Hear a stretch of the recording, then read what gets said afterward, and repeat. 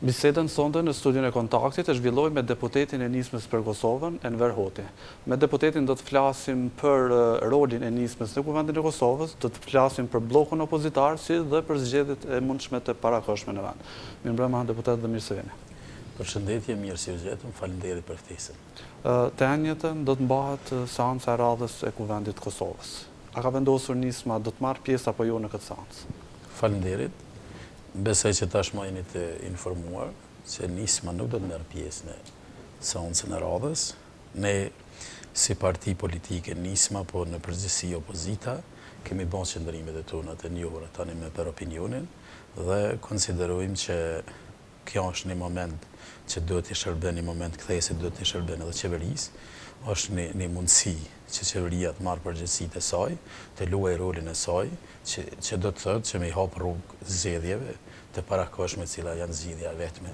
Ne largimin nga kuvendi apo bojkotin e punës së kuvendit e marrëm si një instrument i cili e bën një presion krejtësisht demokratik mbi këtë qeveri, e cila edhe ashtu nuk është në nivelin e duhur dhe tani më besoj që jo vetëm që është si e dështuar, por është edhe si shkelësi e ligjit, nuk ka legitimitet për me vazhduar me të tjerë. Bojkoti është bërë në kohë të pacaktuar apo deri në mbajtjen e zgjedhjeve të parakohshme? Bojkoti është bërë në një kohë të pacaktuar. Ne do të punojmë fuqishëm dhe jemi duke punuar fuqishëm që të kontribuojmë sa më shpejt situatës politike e cila do të mundësën të zgjedhjet e reja dhe të parakohshme. Po ndryshe nga AKJ-ja, e cila ka thënë që nuk do të marrë pjesë më në këtë legjislaturë, Nisma për Kosovën e ka bojkotuar përgjithsisht. Ne do të jemi në vlerësim të situatës dhe sigurisht do të jemi në bashkëpunim ngushtë edhe me partitë opozitare dhe me vetëvendosin edhe me Aleancën për Ardhmërinë e Kosovës dhe ne do ta japim kontributin tonë në interes që sa më shpejt vendit shkojë në zgjedhjet e parakohshme. Një pjesë e opozitës ka konfirmuar se do të marrë pjesë në seancën e ardhshme të kuvendit, konkretisht vetëvendosjen, ndërsa në anën tjetër kemi Nismën dhe AK-n, të cilat po deklarojnë që nuk do të marrin pjesë, do ta bojkotojnë seancën. Çka do të thotë kjo? Do të thotë përçarje bllokut në disa pika? Nuk do ta marrë si përçarje, është krejtësisht në agjendën e partive politike veç e veç, kanë të drejtën dhe mundësinë me i shfrytëzu ato. Vetëvendosja nëse ka thonë ashtu edhe sigurisht e ka vlerësuar situatën se kontributin mund ta jep edhe brenda seancave të kuvendit dhe mbetet çështje e tyre. Nuk do ta komentoja me të tjerë, nuk do ta marr si përçarje, ne jemi të interesuar të kontribuojmë, siç thash më herët, që sa më shpejt kjo qeveri të ikë nga pushteti, të nëpërmes zgjedhjeve të lira, gjithsesi edhe të parakohshme, por njëkohësisht të ofrojmë vendit një qeveri e cila do të qeverisë ndryshe dhe do ta ndryshojë situatën dhe drejtimin e qeverisë për të mirën e vendit, për mirën e interesit të qytetarëve dhe atë mund ta bëjnë vetëm forcat opozitare dhe askush tjetër. Nisma ka hequr dorë njëkohësisht edhe AK-ja prej gazit lëtësjellës. Mirë, po këtë metodë po e praktikon ende lëvizja vetëvendosje. A ka biseda mes liderëve të bllokut opozitar që t'i koordinoni veprimet opozitare? Gjithsesi që veprimet do të koordinohen. Ne do të punojmë. Nisma ka dhënë një rol të jashtëzakonshëm në bashkëpunimin dhe në punën e përbashkët në koordinimin e të gjitha aktiviteteve të opozitës. Roli Nismës brenda kuvendit e Republikës të Kosovës dhe në brenda opozitës është i pak kontestueshëm dhe nuk mund të jepet një çmim, do të thoya kështu, sepse për herë të parë me kontributin e Nismës kemi arritur që të kemi një opozitë të bashkuar, një opozitë e cila e ka krijuar një alternativë të re dhe prandaj roli i Nismës është jashtëzakonisht i madh. Shikoni, opozitë kemi pasur edhe Aleancën, edhe vetëvendosin, edhe LDK-n, të cilat kanë qenë ashtu numerikisht edhe më të mëdha se sa vetë partitë që kanë qenë në pushtet PDK dhe AKR, mirë por nuk kanë arritur asnjëherë që të koordinojnë aktivitetet dhe bashkëveprimin e tyre ta bëjnë në nivel kaq të lartë, siç është duke ndodhur tani, duke mos përjashtuar edhe kontributin dhe vullnetin jashtëzakonisht mirë politik edhe të Aleancës dhe të vetëvendosjes. Kështu unë po them që nuk do të thotë që ne tani pse kemi pak dallime në metodologjinë e veprimeve të metodëshme, do të thësha me metodë, praktikimin e metodave brenda kuvendit. Nisma ka bërë qartë se gazi e ka marrë efektin e vet, hedhja e gazit në kuvend dhe pas vendimit të gjykatës kushtetuese i cili e ka dhënën lidhur me formimin dhe themelimin e asociacionit të komuna me shumicë serbe, nuk është e arsyeshme që të vazhdohet edhe me të tjeme përdorimin e gazit. Ne kemi thonë vazhdimisht që gazi nuk është ndonjë mjet për të si mungesë argumenti, për të prezantuar ndonjë fuqi, çfarë do të qoftë brenda parlamentit, qoftë si elektorale e opozitës, por ka qenë një mjet i domosdoshëm për ta parandaluar dhe për të mos shkuar me të tjeme zbatimin e marrëveshjes për demarkacionin dhe asociacionin e komuna me shumicë serbe. Prandaj këtë qëllim e kam rri gazi dhe ne ju kërkojmë edhe një herë falje të gjithë qytetarëve nëse i kemi rënduar me aktivitetin tonë pamjet e tyre ose idetë e tyre për shtetin e Kosovës, për kuvendin e Republikës Kosovës që kërkojmë falje. A keni rapishman? Jo, nuk i kemi rapishman, nuk jemi të penduar, por unë po them se kemi qenë të detyruar dhe këtë për shkak të qytetarëve, duke ditur se ky qytetar ka hequr shumë, ka vuajtur shumë dhe mund të lëndohet edhe nga veprimet që mund të jenë në interes të vendit, siç ka qenë ndoshta gazi Letësjelc. Unë vazhdimisht shfrytëzoj rastin që kërkoj falje dhe të kërkoj ndjesë, por kemi qenë të detyruar. Kjo është arsyetimi ynë dhe argumenti që ne duhet vazhdimisht ta përcjellim të qytetarit. Po, mbrëm kemi dëgjuar deklaratën e sekretarit të vetëvendosjes Dardan Molliçaj, i cili ka thënë që në blok është diskutuar për një listë të përbashkët, mirë po ai thotë që AAK-ja është kundër kësaj liste të përbashkët. Madje edhe vetë Molliçaj thotë që nuk i pëlqen ideja që të shkohet në një listë të përbashkët. Cili është komenti i nismës në këtë aspekt? Shiko, unë personalisht nuk kam marrë pjesë në bisedimet të ngushta, diçka kështu të udhëheqësve të partive politike, nisma, aleanca dhe vetëvendosja, dhe nuk kisha dashur shumë me komentu deklaratën e sekretarit të përgjithshëm të vetëvendosjes zotit Molliçaj. Është çështje e tina, unë do ta merr ndoshta si një qëndrim individual, do doja të ishte edhe i kufizuar brenda vetëvendosjes, por ata e dinë më së miri. Ne jemi në një pikë të përbashkët me opozitën e cila ka qenë kundër demarkacionit dhe asociacionit të komuna me shumicë serbe, por mendoj që opozita ka temat e cilat e bashkojnë, edhe shumë ma shumë se sa këto dy temat që janë, siç është këtë qeverisja, siç është tani kemi hyrë në një qeveri e cila pa qeverisë pa legitimitet ose si shkelse e kushtetutës, kryeministri me marrëveshjen që ka arritur, e çështjet e tjera që janë në interes të qytetarëve dhe të vendit, dhe ne nëse artikulojmë këtë çështje dhe duam të ofrojmë alternativën e vërtetë të ndryshimit, atëherë unë mendoj që vetëm si të bashkuar mund të arrijmë këtë qëllim. Për ndryshe, secila parti le ta zgjedhë rrugën e vet dhe është e drejtë e tyre. Ata i kanë preferencat e veta, sigurisht i kanë arsyet që ata mund të arsyetojnë. Nuk do të thotë se nëse për dikën është arsyeshme një ide ose një veprim bashkëqeverisi me një subjekt politik, duhet të jetë edhe për gjithë neve.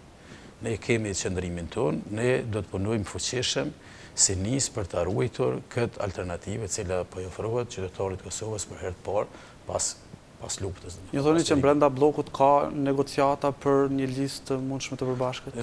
Është negociuar me siguri, ka negociuar të gjitha temat. Unë mendoj që bloku ose opozita bashkuar do të vazhdojë koordinimin e saj, bashkëveprimin, bashkëbisedimin për të gjitha temat që janë në interes të ardhmes, edhe si opozitë, por edhe për çështjet e vendit, por edhe për opozitën si parti politike, dhe kjo duhet të vazhdojë edhe me të tjerë, sepse nuk ka ndonjë arsye që të mendohet ndryshe. Unë s'po mendoj kështu.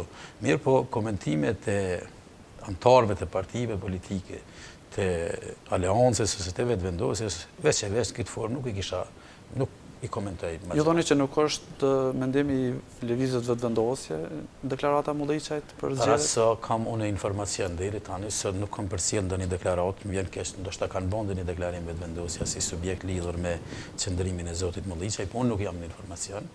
Para sa unë jam në informacion, mendoj që është e zotit Molliçaj, mirë, po kjo krejtësisht mbetet temë dhe çështje e lëvizjes vetëvendosje. Pra, nisma e preferon një listë përbashkët apo jo? Ne e preferojmë dhe kontribuojmë që të kemi një listë përbashkët e cila garanton ndryshimin e vendit. Edhe do të sjellë ato ndryshime. Zotëri Hoti, mos është herët përpilimi këtyre listave për zgjedhje të parakohshme? Unë do të thoja që do ta bëj edhe një qendrim, ndoshta pak më se mos mbes borxh. Nisma këtë insistim për të krijuar një listë përbashkët si opozitë bashkuar, nuk e bën sepse ka frikë nga zgjedhjet. Nisma nuk e ka ndërmend me çdo kusht dhe në asnjë formë të hyjë në xhep të asnjë subjekti politik. Nisma është duke vazhduar organizimin dhe strukturimin e vetë, fuqishëm është duke punuar në teren. Kemi ardhe dhe prurjet e vazhdushme, mirë po ne kemi udhëheqës të cilët e kanë përvojnë politike dhe asnjëherë nuk bojnë deklarime publike, do të thënë ndonjë reklamim ashtu për të nxjerrën e pa zhvillimet që ndodhin brenda nismës. Ne jemi të bindur se ndryshimet ndodhin të bashkuar. Mirë po si subjekt politik ne absolutisht jemi të përgatitur dhe të vendosur që të marrim pjesë edhe vetë nëse vjen puna deri ato që për shkaqjet e funksionës të interesave të ngushta që mund të kenë aleanca edhe vetëvendosja, ne të shkojmë dhe jemi shumë të përgatitur që të vazhdojmë rrugtimin tonë politik, të vazhdojmë rrugtimin tonë politik me qytetarët e vendit. Këtu nuk kemi asnjë dilemë. Dhe mendoj që tjerat çështje partitë politike se si e shohin tjerat është krejt vullneti tyre.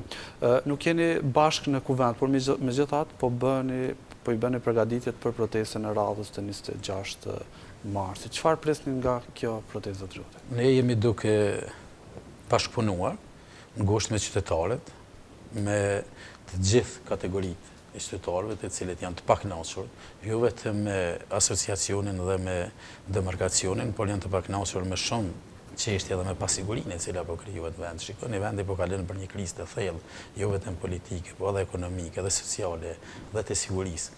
Sot qytetarët e Kosovës janë ndoshta njerëzit më të pakënaqur në vend. Ne duhet ta themi se kushdo që bën një intervistë me qytetarët, ata janë të gatshëm që të kenë një pasaportë dhe të ikin në vend. Kjo është një pakënaqësi jashtëzakonisht e madhe. Jemi duke bashkëpunuar ngushtë edhe me vetëvendosjen edhe me aleancën, trupat koordinuese që i kemi në teren, duke u përgatitur për protestën që do të jetë pasore me 26 mars në ora 14 dhe sigurisht dhe ne bëjmë ftesë që qytetarët të marrin pa dallim bindjet e tyre politike të marrin pjesë masivisht sepse vendi është në një krizë të thellë edhe është në një gjendje. A do të shpeshtohen protestat pas 26 marsit apo do ta praktikoni këtë formë të protestës, të protestohet afërsisht një herë në muaj? Mendoj që do të vlerësohet situata, unë po mendoj që po i kthejnë edhe një herë në fillim bisedës me largimi i opozitës nga kuvendi është një paralajmërim i rënd për situatën në vend. Nuk mund të flasëm për zhvillim të demokracisë dhe për zhvillim të institucioneve shtetërore pa opozitën. Edhe mendoj që qeveria do të merr mosa urgjente, do të thoya, që të rishikoj pozicionet e veta, të marrë përgjegjësitë e veta konform situatave të krijuara dhe të ofroj sa më shpejt mundësinë e mbajtjes së zgjedhjeve të lira dhe të parakohshme.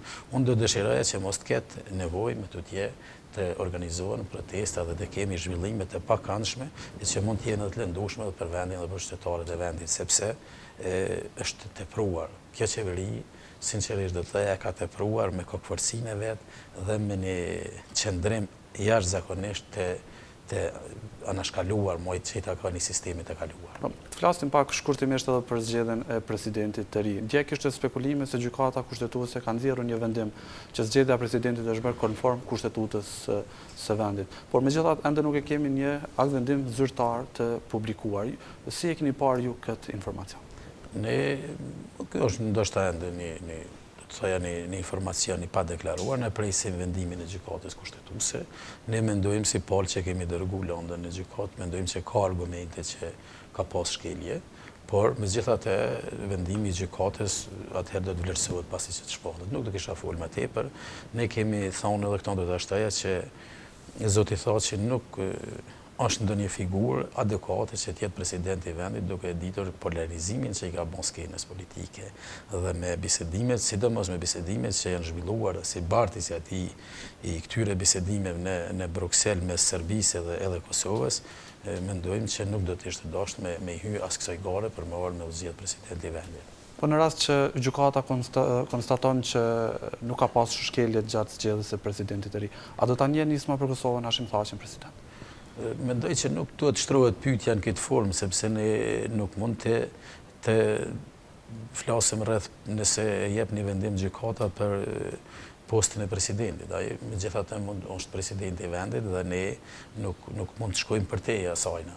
Por ne mendojmë që nuk do të shërben vendit si faktor uniteti si president për që e ka rolin e vetë kushtetuesi që të shprej Pra do ta unitetin kontestoni vendit. gjatë gjithë mandatit, pavarësisht? Mbetet të shifet. Do të shifet me kalimin e kohës, ne do t'i shohim atë situatë. Do të rrjedhë ne të falenderojmë për këtë. Faleminderit, ishte kënaqësi, edhe një herë shfrytëzoj rastin që të gjithë qytetarët e vendit i ftoj me 26 mars të jenë në sheshin Skënderbej për të protestuar kundër këtyre të këqijave që po ndodhin në vendin. Faleminderit për bisedën. Ne të nderuar shikues, shkojmë me një blok reklamash dhe rikthehemi sërish në studion e Kontaktit me informacione të tjera.